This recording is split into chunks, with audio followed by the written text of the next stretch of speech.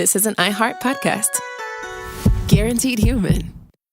Work can be a little weird. Cringy training seminars, coworkers who won't stop talking about their plant, forgetting the mute button at an inopportune moment. We have to deal with a lot on any given workday. Sometimes it can feel hard to thrive and move forward in your career. Well, that's where LinkedIn comes in. LinkedIn helps you get ideas and insights from experts in your field, connect with people professionally, grow your network, and access tools designed to help you find the right fit for your next role. Whether you're just getting started, figuring out your next move, or looking to accelerate your career, LinkedIn is built to support you at every stage because LinkedIn is the network that works for you. Visit linkedin.com/knowstuff to learn more.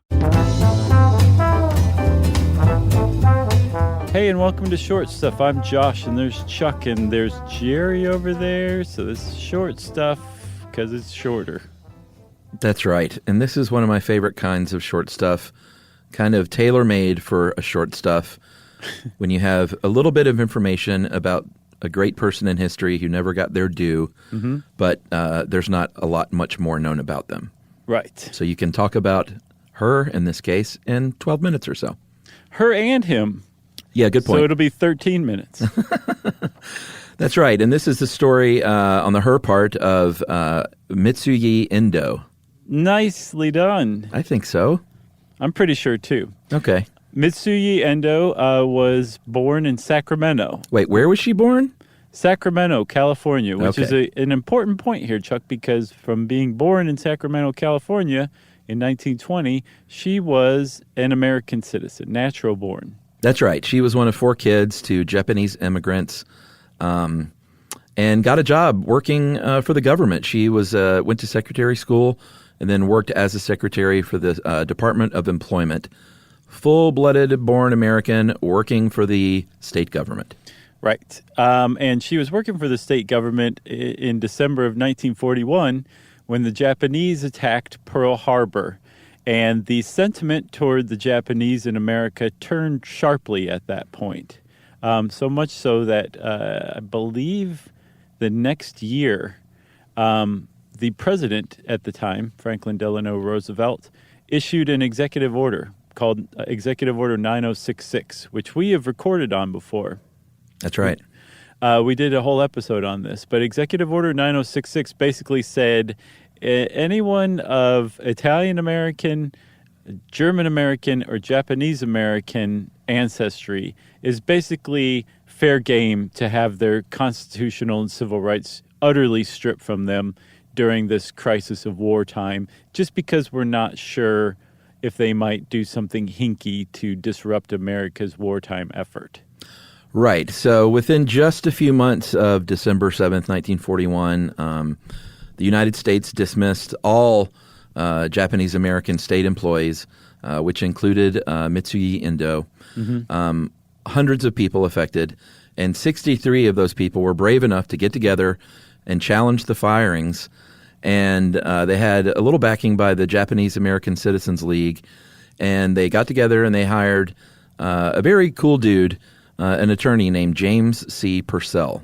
Yeah, who was not at all Japanese, had no Japanese ancestry in him whatsoever. He just saw that this was not right. He saw something that wasn't right, and he decided to take on this case. And so being summarily fired because you are of Japanese ancestry, not a Japanese immigrant, but of like an American-born person of Japanese ancestry, that's bad enough. But under this executive order and this kind of wartime hysteria, things got way worse for Japanese Americans, especially ones on the West Coast, because part of this executive order was basically like, hey, military, do what you need to do. And the military said, well, we figure we should probably clear the West Coast of anybody like that. We're going to forcibly remove Japanese Americans from their homes and eventually into internment camps. And that's the episode we did. Yeah, Japanese internment. It was a good one. So they're basically incarcerated, she and her family. And we should point out that her brother was serving in the U.S. Army. That's a huge point. It is a huge point. Her family was moved. She was moved a couple of times. They were at Tule Lake at one point, which is a very famous internment camp that I think is still around as like a living museum. But eventually she was separated from her family. They started by trying to keep families together, and then they just stopped doing that. And people like Mitsuye Endo ended up being separated from her family, forced into a prison. It was a detention center, if that sounds familiar. Yeah, exactly. So Purcell's on the case. He's got a bee in his bonnet to help these people out, and he's trying to build a case. And what he needs is to find somebody, just one person, who will step forward and who is brave enough to challenge their incarceration through a habeas corpus petition, which is to say that basically, hey, I shouldn't be incarcerated, and I'm officially legally challenging my incarceration. Right. It means bring me the body. It's part of the Magna Carta, I think, where it basically says bring the prisoner to me, the judge, and let me decide if they're being held illegally or not. We did an episode on that, too, if I'm not mistaken. Yeah, we definitely did something at some point on habeas corpus. So Mitsuye Endo was a perfect test case or challenge case for this to Purcell because she was a Methodist. She was a citizen, a natural-born citizen of the U.S. Her brother was in the Army, and she'd never even been to Japan in her entire life. But there's a big part of this. Like, despite her just perfect presentation for a case like this, you had to convince her, too. And part of Japanese culture is you don't stand out, number one. Yeah. You certainly don't stand out by making trouble for the authorities. So it was extraordinarily brave when she finally agreed to be the test case for all Japanese Americans who are being unconstitutionally treated by the U.S. Yeah, and that was what did it when he said, hey, listen, this is not for you. This is for everyone. And still slightly reluctant, she agreed and saw the bigger picture. And we're going to talk about the rest of her story and Purcell's right after this.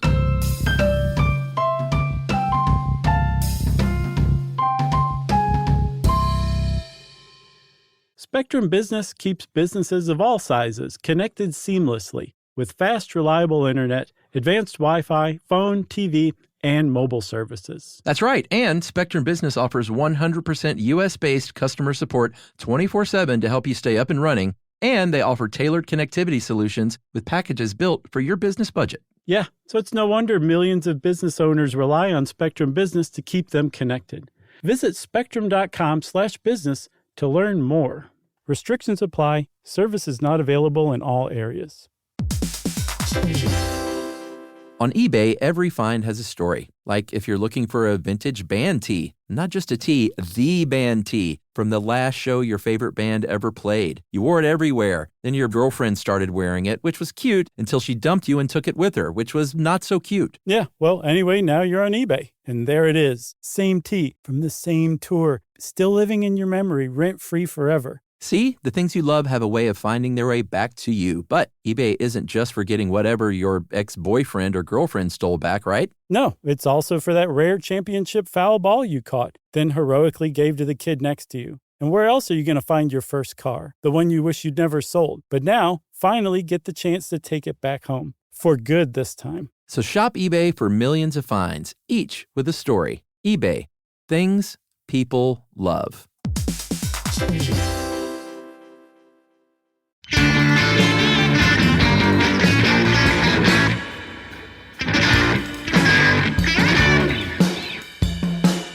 Okay, Chuck, so Mitsuye Endo has agreed to have her case taken by Purcell on to basically challenge all of Executive Order 9066 and the constitutionality of it.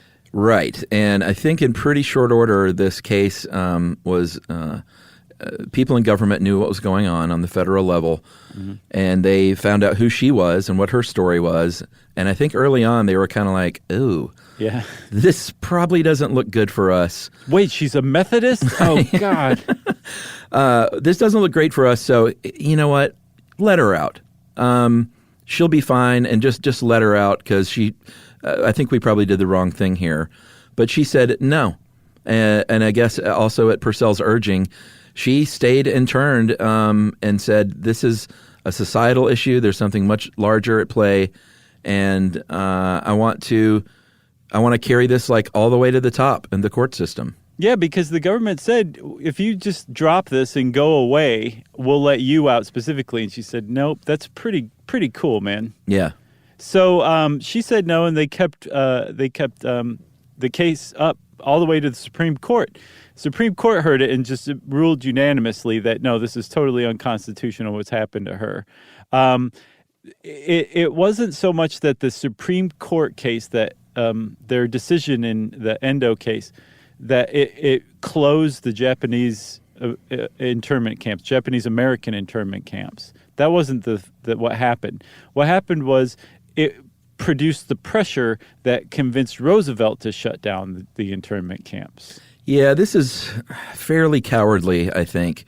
In the end, they did the quote-unquote right thing, but it was only because this was looming. Apparently, there was inside word, and they got tipped off that, like, hey, the Supreme Court is going to come down against you, Roosevelt, basically. Mm-hmm. And so the day before the Supreme Court handed down their decision, Roosevelt came out and they said, oh, you know what, we're just going to end this internment thing right here. Right, and then the next day the Supreme Court made public their decision in Endo, which was, cowardly, I think is a pretty good word about it. But there's no way of getting around that it was the Endo case that was the pressure that closed the internment camps. And so much so that there's a law professor named Amanda Tyler who's an expert on the case. She said that she's interviewed survivors of the Japanese internment camps, Japanese American internment camps, who consider Purcell they refer to him as the man who set us free. Pretty amazing. It is pretty amazing. And Endo herself is very much regarded as a hero from this too. But she kept such a low profile that her own daughter didn't even know the impact that she'd had until her daughter was well into her 20s. Yeah, she eventually made her way to Chicago after all this washed over. She worked as a secretary for the Mayor's Committee on Race Relations. Mm-hmm. A couple of years after that, married a man named Kenneth Tsutsumi. And she had met him in an internment camp. Like, tell me this isn't a movie waiting to be made. For sure. They went on to have 3 kids, and she kept a pretty low profile after that. Like you said, was not a braggart. But it was a big deal. And I think as this has come out more in recent years, she's definitely gotten her due in certain corners. I wish the story was out wider. That's one reason we're doing this. But she lived in Chicago for the rest of her life. Eventually, very sadly, died of cancer in 2006. Mm-hmm. And Purcell kept practicing law, right? Into his 80s, as a matter of fact. Yeah, that's great.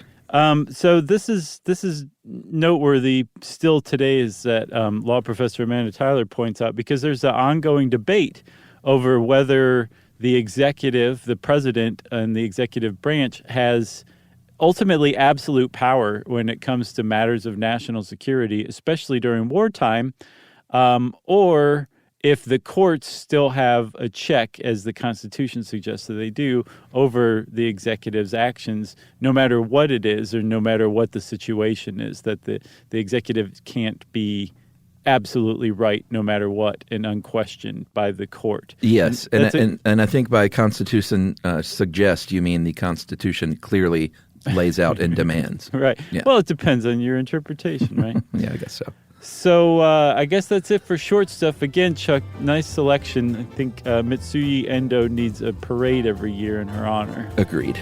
Thanks a lot for joining us. Hope you enjoyed it. Until next time, short stuff. Adios. Stuff You Should Know is a production of iHeartRadio's How Stuff Works. For more podcasts from iHeartRadio, visit the iHeartRadio app, Apple Podcasts, or wherever you listen to your favorite shows.